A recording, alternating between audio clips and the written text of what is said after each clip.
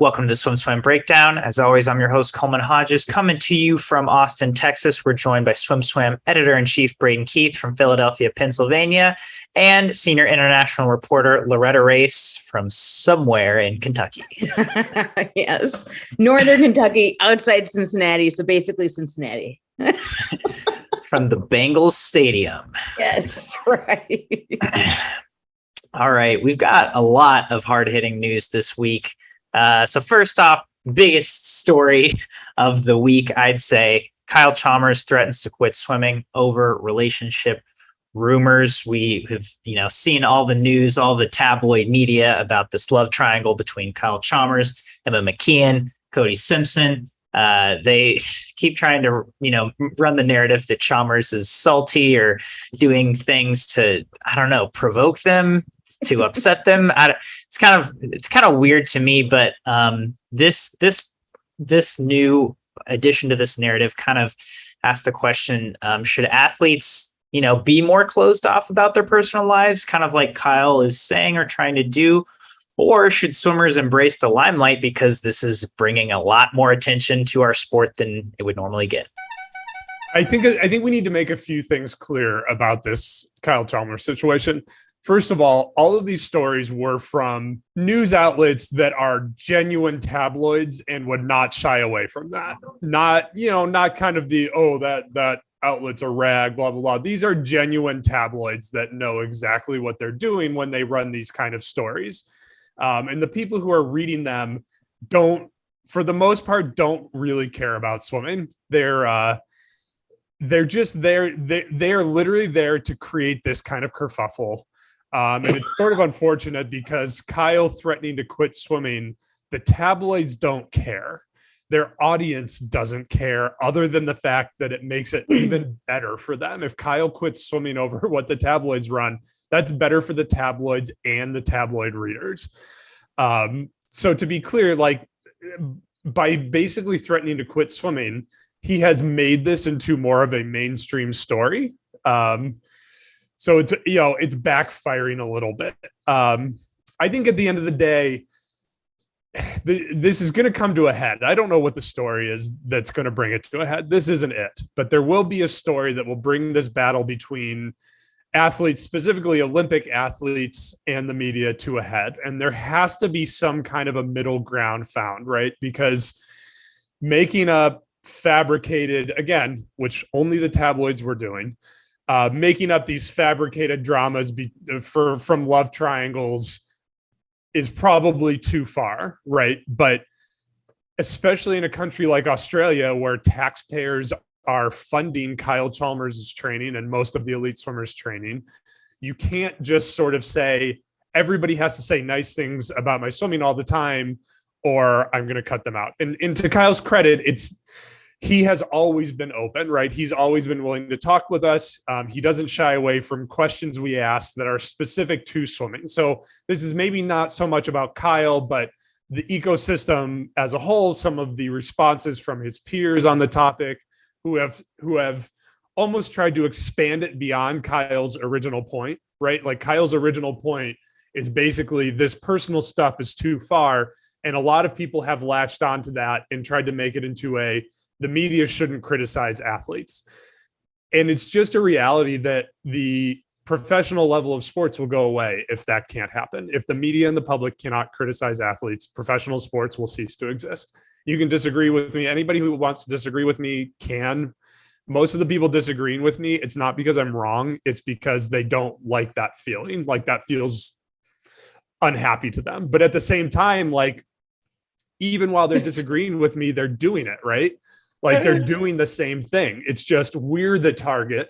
If they disagree with what Kyle says, they're doing exactly what people are doing to Kyle that Kyle doesn't like. They're just doing it to SwimSwam.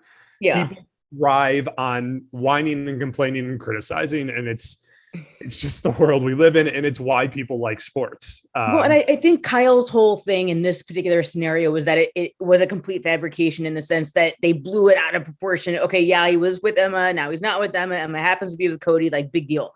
So I think, okay, so yeah, maybe that happened, but the fact that it was spun into this split down the middle of the Aussie swim team, and there are pro Cody people and pro Kyle. Like that's what his big hang up was the fact that he's like, okay, we're at the freaking Commonwealth Games and we're kicking butt, and yet you guys are still honing in on this so-called love triangle drama situation, you know, with the three of us. And it harkened back to the actual Aussie trials where when Matt Temple won the 100 fly, and yet when they interviewed Chalmers, they were still like, so what's going on with Cody? And are you going to give up your spot? And blah, blah, blah.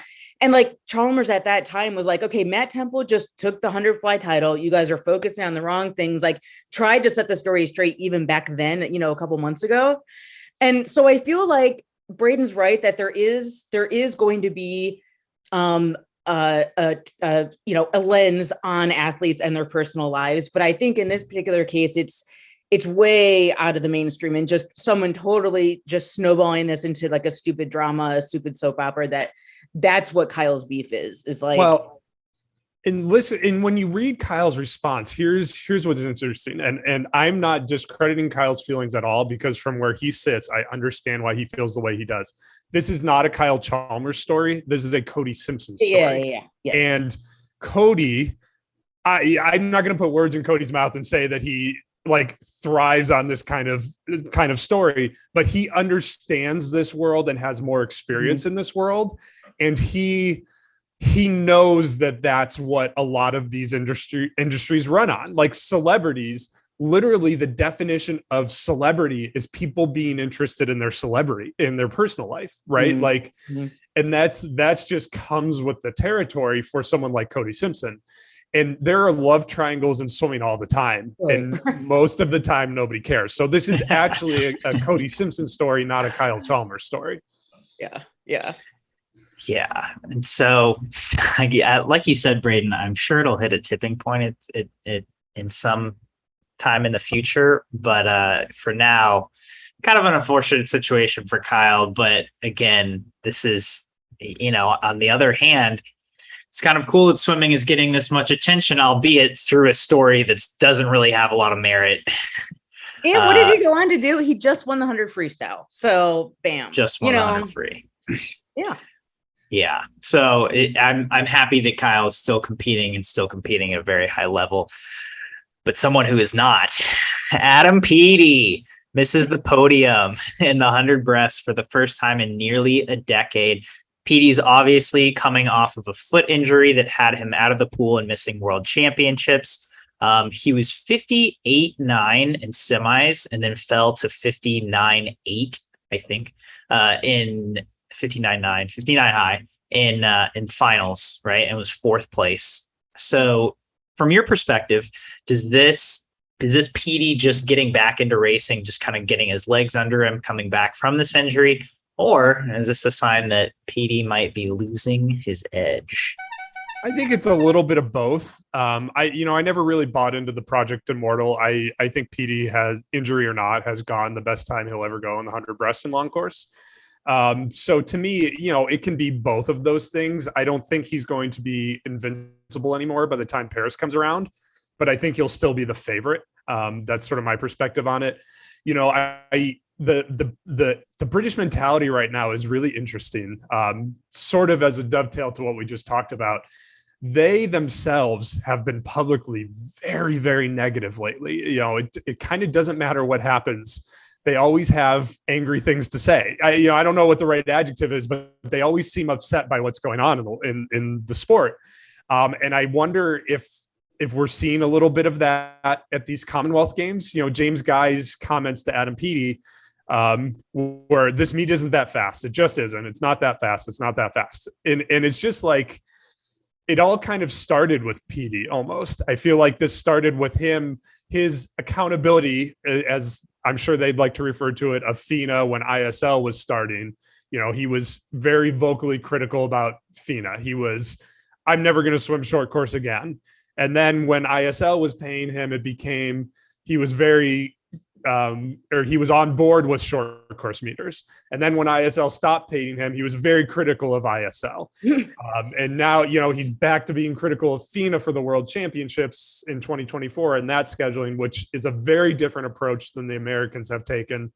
The Brits seem to have had sort of side conversations and decided they don't like it. And that's going to be their united public front. I wonder how much of that is going to wear on these guys towards Paris. At some point, they're going to have to get excited about something in swimming again, I think, if they want to sort of recapture the peak they've had. So I worry a little bit about the culture that's going on there. And I think that might be playing into some of the English results at the Commonwealth Games. Well, but I'm defending the British swimmers in the sense that they had Commonwealth Games and they're going to have Europeans. So a lot of Americans obviously did not have that busy of a schedule. So, I mean, obviously they have US nationals, whatever. But so the British athletes themselves feel like they're going back to back to back and they're not getting these, huge blocks of training in. Regarding Peaty specifically in his performance here, which I haven't written up yet, it is coming, but he said something like, I haven't felt the spark for the last 2 years. You can get burnout from the sport that you love. We have to find the spark again. Okay. So I think we have to give the man some credit. I mean, he literally was hobbling around on one foot, I mean, he broke a foot, and in a breaststroke when your feet are like your main, like propulsion. Okay. Or a huge part of it in terms of kicking that water behind you. I mean, that's a huge deal. So the fact that he still went 59 high, just weeks after hobbling around in a boot, whatever that custom cast thing was that he swam with, that's saying something. So I have no doubt I'm with you. I don't think we're going to see a 56. I just don't. I'm on the train of immortal in the sense that he's already sealed his legendary status. He's always going to be known as British breaststroking. Like, you're not going to be able to take that away from him. But in terms of times, I think getting into the 57 zone, I think is totally possible. And I think his ultimate aim is Paris 2024, and he has plenty of time to do that. I'm just really curious. Again, he went 58 in semis, and that would have been enough to win in the final.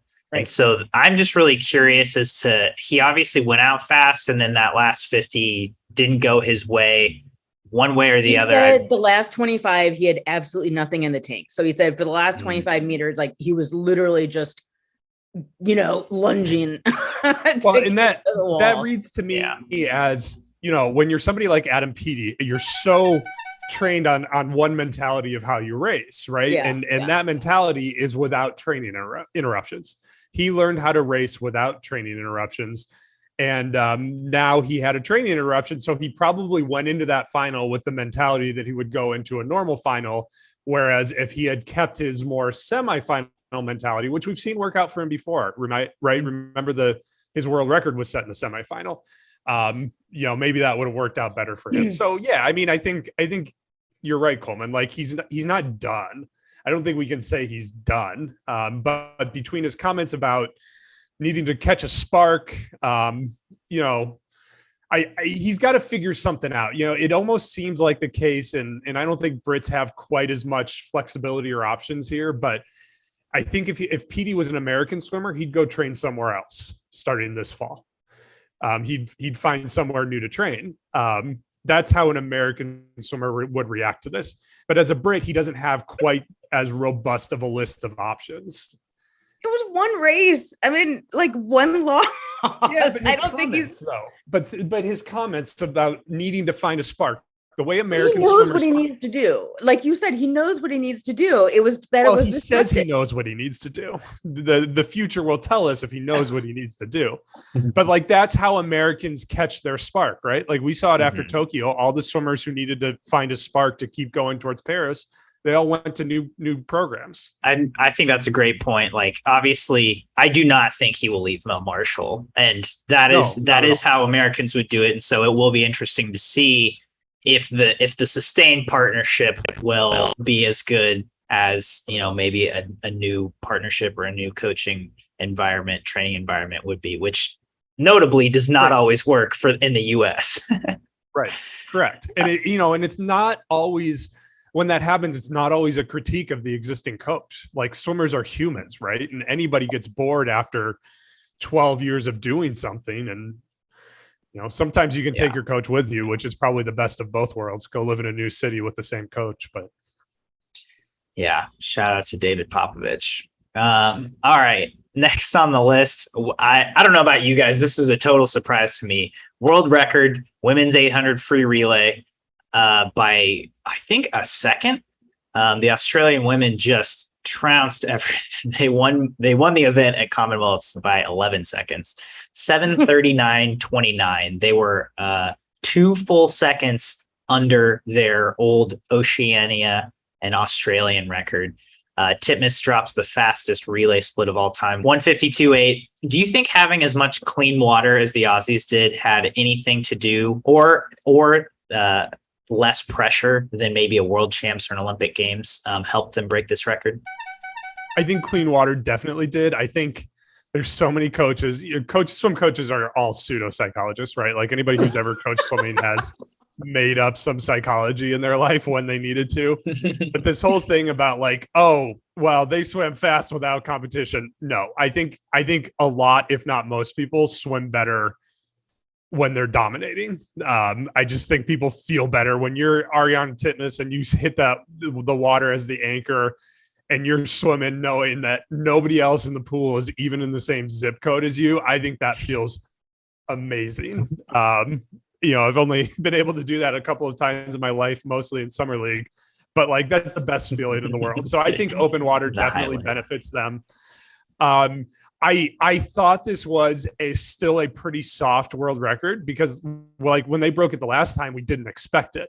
And I think the thing about this world record, and I mentioned this in the comments the other day, there was the golden generation of Americans in the 200 free, American women, when Ledecky and Allison Schmidt and Missy Franklin, and I think maybe Leah Smith was the fourth, were all active and we're all swimming well. And they never got this relay together. Like they could never quite make everybody align to get the world record. And so in my head, it's not, no world record is soft, right? But this one was very breakable because, and I think the way it feels that way is because in her head, there was like a 7:39, 7:38 swim that never came together. So now they have lowered this world record to the point where it probably should be, which doesn't undermine their swim at all because it's easily as good as that American group probably could have ever hoped to go. So this is a true blue-blooded world record akin to their world record in the 400 free relay, which is just mind-bogglingly fast. So I think all of that is sort of what into it. And it was surprising. We weren't looking for it, but when you think about it, it kind of makes sense. Yeah, I mean, I think the formula of the swimmers that they put up, I wanted to see exactly what obviously Titmus was anchor. I was looking at who the original, I was trying to look at what they compared to Tokyo, and Titmus led off there. And obviously there's a lot more pressure in the Olympic Games. She had that humongous, head to head with Ledecky a couple of times. So I think that part of it is that the Australia, like you said, knows they dominate the Commonwealth Games. They know they're the big dog in the pool. And so it's easier to almost make things happen when they're riding that whole wave of momentum that they have the entire meet so far. And I think Titmus anchoring was key because I think, like you said, nobody was even going to be close. So she could just swim like the wind and not even worry about like the implications. Like they knew they were going to win. World record would have been a complete icing on the cake, which it was. But the other splits were not totally crazy, like unbelievably fast. You know what I mean? I think, yeah, Maddie Wilson was 156. Kia Melvitern was 155.4. And, so those, and O'Callaghan was 154.8, which is super duper solid. But besides Titmus's 152.8, I mean, that was obviously like the seal that sealed the deal for it and getting the world record was her anchor. So I think the key of her going from leading off in Tokyo and then anchoring combined with the fact that Aussie is just kicking butt, I think that was what did it this time around. You bring up an interesting point about them being just generally the big dog at the Commonwealth Games. If I'm the UK, and Australia, for people who don't know, does generally win the overall medals table, but most of that gap over England is swimming. So in 2018, they had 62 more medals than England did. And some huge portion of that is swimming. But if I'm England, I'm trying to figure out why we can't catch the Australians with twice the population. Even just England has twice the population of Australia. I think if I'm England and I'm looking at what meets am I going to focus on, I know they're hosting this year, so it's a little bit different, but going forward, if I'm looking at what events I'm going to continue to support financially in a big way, if I can't figure out how to compete with Australia, I'm looking at spending that money on more of a sort of structural change in my program, I think. That's an interesting point. Yeah, going back to the to the relay record, like it's so easy for me to envision. You cut 2 seconds off of Maddie Wilson's leadoff, you add a second to Titmus's split, and it's like that's a second off their world record right there, and that's like feasible. You know, it's like this. Yeah. The women's 200 free is this weird event where some people have gotten close to that suited world record, the individual world record. Federica's 152.9, but like it's still people still put up times that are so far away from it that it's like if you can actually get 4 people to split 154 mid, which is a really, really good split, but it's not a crazy split, like then that world record would go down even further. So it is, I like you guys said, it is kind of, it's a great swim, but it's still, that record's still a little soft. It's still, it's there still feels like there's more there. But does it feel like we're being really negative on today's show? Let's find something fun to talk about. Let's find something fun to talk about. Bobby Finke goes pro. Good for Bobby. Yeah, he's forgoing the NCAA. I don't think this will lead to negative conversation, but I am curious if you think in the NCAA it makes a difference if you're focusing on a world champs or an Olympics or a long course, championship meet. Do you think it makes a difference if you're a sprinter versus being a distance swimmer? I see his point. Like in my head, it makes sense, but he rolled off of an NCAA season to win the Olympic gold medal in the 800 and the 1500 free. Katie Ledecky rolled off an NCAA season to win gold medals. I guess Simone Manuel did too. Did she? She didn't go pro before Rio, did she? No, she took a redshirt year though. Okay. Yeah, I don't know.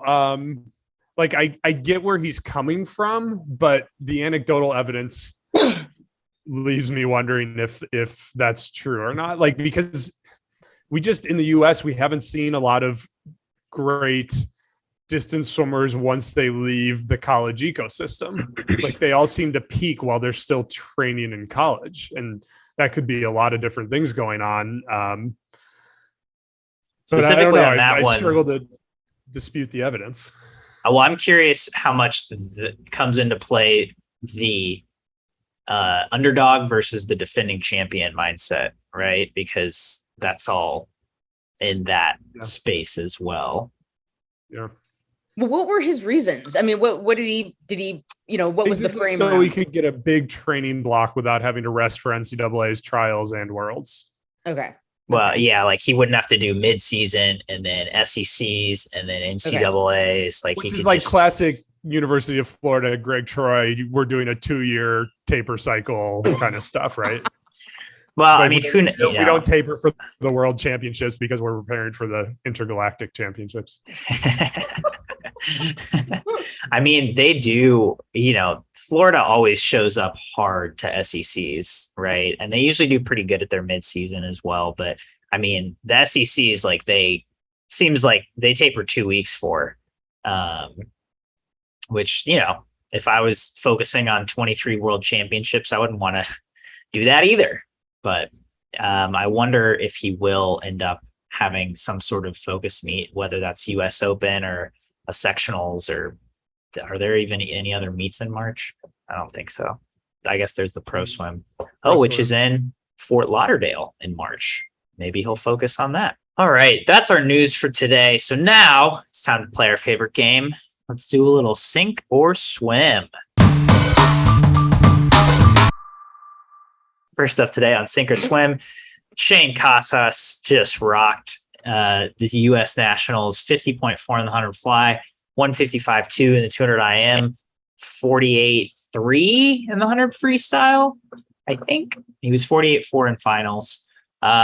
So by your account, at the 2023 World Championships, will Shaine Casas be swimming 3 individual events? I'm going to swim the crap out of this.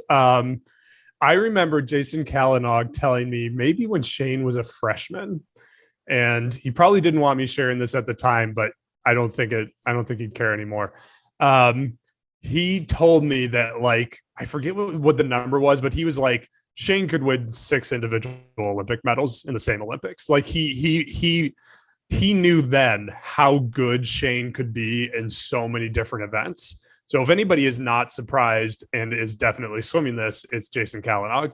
Of course, Jason isn't Shaine's coach anymore, but whatever he's doing at the University of Texas is definitely working. I guess there's some question about whether there will be a regime change in Austin between now and then and what that does for Shaine. But, you know, at this point, it's really just Shaine if Shaine can stay out of his own way. I think by now we all know about the arrest before Olympic trials in 2021.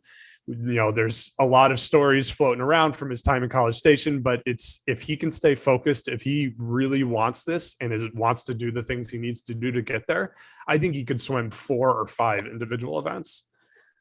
Yeah, I'm swimming it as well. His 155 2IM totally blew me away. I knew he was fast, but that's phenomenal time. And then the fact that he was, I think, 50 low, 50 mid, and the 1 fly, and which I think is crazy. I don't even think he broke the Texas program record with that, by the way. I think that's like phenomenal. You know what I mean? That's, you can go that fast and then you still don't break your program's record. But so I'm still swimming it. I think he's going to just kick butt, and he can pick and choose the events because he's that, you know, multifaceted. In the schedule, I think the new schedule broke to his benefit, right? Like it split up the 200 back and the 200 IM. Yeah, I think that's what I remember reading. Schooling's Texas program record lives to fight another day at 50.39. Shaine missed it by 100. Do they recognize the record he did in practice? Oh God, don't start. You know they keep practice records. I would. I would too, with some of the stuff they That's do the in practice. process. The process is why not keep records of the process? I'm swimming this as well. I think Shaine has 4 really legitimate events, and the 1 back, 2 back, 1 fly, and 2 IM. And I think we will see him swimming 3 of those, whichever 3, in Fukuoka next year. Next up, another opposite, a Longhorn turned Aggie, kind of, Sam Stewart, who is now training with Texas A&M, 156.9 at the College Station Futures in his 200 IM. So over the next 2 years, do you see Sam Stewart making any U.S. international team? Biggest swimming trade of 2022, Shaine Casas for Sam Stewart. I'm going to swim it just because of the Pan Am Games, World Championships. I think this is predicated on USA Swimming splitting those teams and attending both meets. I think he can get a top 4 spot in the 200 IM and make the Pan Am Games team next year. I'm swimming it as well. That's too good of a time to count him out entirely. So I do feel like once you break that 157 barrier, I think you're in a different echelon of talent for the 2IM. So I think it'd be very, very shocking if he did not make one of the international squads. Especially, I think Michael Andrew might be done with the 200 IM after Shaine's time. I think that might be Michael might take that as a sign to focus on the 100 breast and the 50 breast or 50 free and the 100 fly. Yeah, that could be possible. Well, and plus with the new Olympic schedule, I think 2 IM and 50 free are a direct conflict. Yeah. And so that doesn't really work out. I will swim him making a team as well. I threw that in there just because you have the Pan Ams, you have the 2024, world champs, you have the 2022 short course world champs. It's like there's a lot of opportunities. So I would think he'll make at least one. Okay, surprise sink or swim. Will Michael Andrews swim 200 IM at 2024 Olympic trials? I'm going to swim it at Olympic trials and I'm going to sink it at Olympic Games. Really? See, I'm going to sink it. I think if he is going to go all in on like the 50 free, like you said, there's no, you have to absorb every ounce of energy possible. It's such a fine line. Yeah, but you know how they are. I know. Then everyone's going to enter 12 events and scratch all but 2. Like, I That's think possible. Michael's going to want to drop it. And I think Tina has always wanted Michael to be an IMer. Like, that's her dream. I think Peter has Michael. too. Yeah, I think Peter has too. So like, that's the only reason why I'm not sure they'll be able to give it up. Because I think in their minds, and probably rightly so, and I don't know why we don't talk about this more, that's like the decathlon of swimming. It's the greatest athlete in the world because you can do all 4 strokes. I want it so badly. I truly believe he has a 154 low in him, and if he can summon it, then I think he should swim it. But it's so hard to give up his position in the 50 free right now worldwide too, that it's like, you know, he is obviously a very legitimate medal contender. Yes. and to give that up for the 200 IM, which I think is just more risky for him. It's like it's dicier for sure. I'd rather see him challenge Shaine in the 100 fly than Shaine in the 200 IM. And especially if Caleb Dressel retires between now and then. Dude. Oh, you just had to. Update for our audience. We still don't know what's happening with Caleb Dressel. You just teased and we have asked everybody. His agent is basically just, he'll tell the world when he's ready to tell the world. Got it. That's that. All right. Last sink or swim today. Josh Matheny had a breakout US Nationals, winning his first national title in the 100 breast 59.4. Do you see him winning an NCAA title this year? I see him having a really great season. I could see him going a 49. I don't think he's going to win because I just think Max McHugh has got that title on lock for as long as he wants to have that title. And Casper Corbeau seems like a out of control freight train right too. So if I'm taking Matheny or the field, I will take the field all day, every day. Okay, I'm swimming it because I'm just a believer in the underdog right now, and so that's what I'm going for. The year of the underdog. But that's short course. I just don't see it for him in the 100 yet. I think Max has a great shot. I think Casper has a great shot in the 200. I totally forgot about him until 30 seconds ago. You got Leon Marchand, who, if he wants, he can have any NCAA title he wants, basically. So I'm sinking it.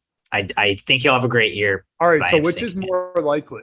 Which is more likely, that Josh Matheny catches Max McHugh in short course, or Max McHugh catches Josh Matheny in long course? Josh Matheny catches Max McHugh in short course. Yeah, that one. That one. Yeah.